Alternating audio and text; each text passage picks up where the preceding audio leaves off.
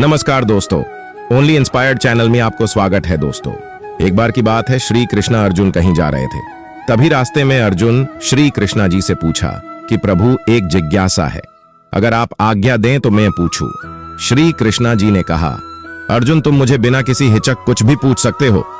तब अर्जुन ने कहा कि मुझे आज तक यह बात समझ में नहीं आए कि दान तो मैं भी करता हूं, परंतु सभी लोग कर्ण को क्यों सबसे बड़ा दानी कहते हैं। यह प्रश्न सुनकर श्री कृष्णा जी मुस्कुराए और बोले कि आज मैं तुम्हारी यह जिज्ञासा अवश्य शांत करूंगा। श्री कृष्णा जी ने पास की ही दोस्त पहाड़ियों को सोने का बनाया और इसके बाद वह अर्जुन से बोला कि हे अर्जुन, इन दोनों सोने की पहाड़ियों को तुम आसपास के गांव वालों में बांट दो।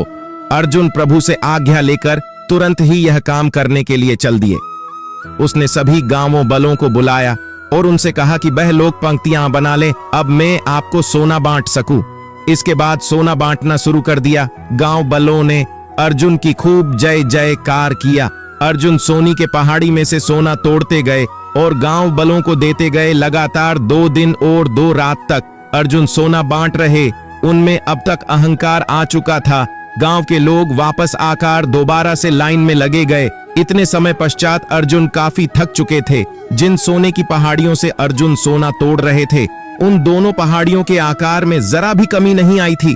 उन्होंने श्री कृष्णा जी से कहा, मुझसे एक काम और हो नहीं सकता, मुझे थोड़ा विश्राम चाहिए। प्रभु ने कहा, ठीक है, तुम विश्राम करो।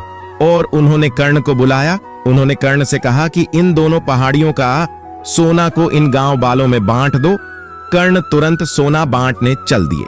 उन्होंने गांव वालों से कहा, यह सोना आप लोगों का है, जिसको जितना सोना चाहिए वह यहां से ले जाए। ऐसा कहकर कर्ण वहां से चल गए। अर्जुन बोले, ऐसा विचार मेरा मन में क्यों नहीं आया।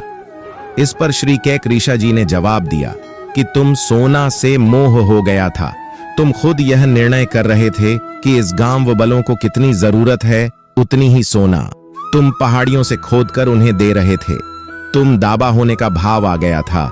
दूसरे तरफ कर्ण ने ऐसा नहीं किया। वह सारा सोना गांव वालों को देकर वहां से चले गए। वो नहीं चाहा था कि उनके सामने कोई जय कर करे। उनकी पीठ पीछे भी लोग क्या कहते हैं उसे कुछ फर्क नहीं पड़ता। ये उस आदमी के निशानी है जिसे आत्मज्ञान प्राप्त हो चुका होता।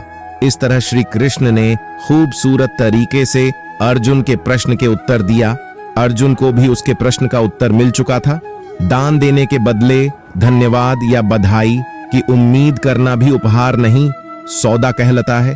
यदि हम किसी को कुछ दान या सहायता करना चाहिए तो हमें यह कार्य बिना किसी उम्मीद आशा के करना चाहिए, ताकि यह हमारा सत्कर्म हो, न कि हमारा अहंकार। बड़ा दानी वही है जो बिना किसी इच्छा के दान देता है, और जब वह दान देता है तो यह नहीं चाहता कि कोई मेरी जय जय कर करे। वह तो सिर्फ दान देता है, बदल में उसे और कुछ नहीं चाहिए होता। जो दान देने में ऐसा भाव रखता है वही असली दान देने वाला कहलाता है।